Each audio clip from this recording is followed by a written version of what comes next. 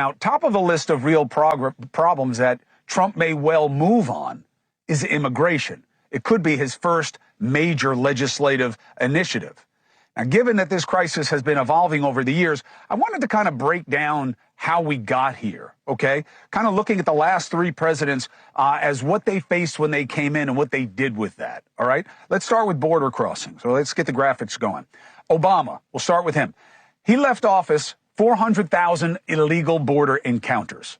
In Trump's first year, border crossings dropped to a record low of 300,000. Why? Tough talk on immigration, which served as a deterrent. In his last year, and then he had the home country agreements where he was facilitating deals where people kept processing in their own borders, within their own borders. His remain in Mexico, pressuring Mexico to put troops on the border with Guatemala and the border with the U.S. His last year, border encounters were at 400,000, okay? Now, why'd they go back up? Because the demand returned, okay? Now, you go to Biden. And Trump had set up Title 42, okay, which slowed down asylum because of the pandemic. That helped. In Biden's first year, though, border crossings skyrocketed to 1.7 million. Why? Wasn't talking tough about immigration, much more welcoming.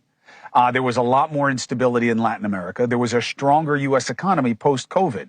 You know, don't sleep on COVID as a factor in this. People weren't coming here because they were afraid of getting sick, or they were sick, and there weren't the same jobs, okay?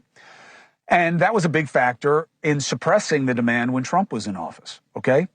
Now, with a stronger economy, without COVID, you see crossings are like 5 times higher than when Trump left office.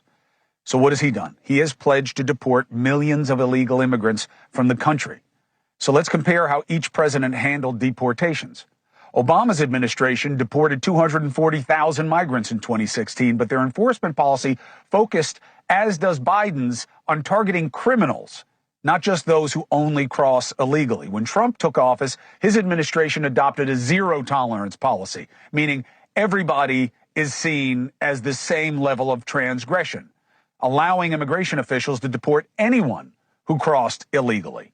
By 2019, deportations had reached a high of 267,000. During his last year, mostly due to COVID, again, they dropped. Biden takes office. His administration issues new guidance to the agents, telling them to target migrants who pose a national security or public safety threat. Okay, kind of like Obama, but maybe even more selective. Deportations, therefore, plummet because you're looking for a smaller band of people, 59,000 in his first year. Just recently, the Biden administration changed its enforcement policies, allowing agents to target migrants who also cross the border illegally. Deportations, of course, pop to 140,000. Migrants are coming to this country knowing that if they come and claim asylum, they can stay thanks to, in my opinion, a broken asylum system. 3 million migrants have pending cases. They wait on average 4 years just to get an asylum hearing. And remember, they're almost all released on their own recognizance, catch and release. So why would you come back if you know you're going to get thrown out? And that is what the system experiences. The question now is, what can Trump do to solve this crisis?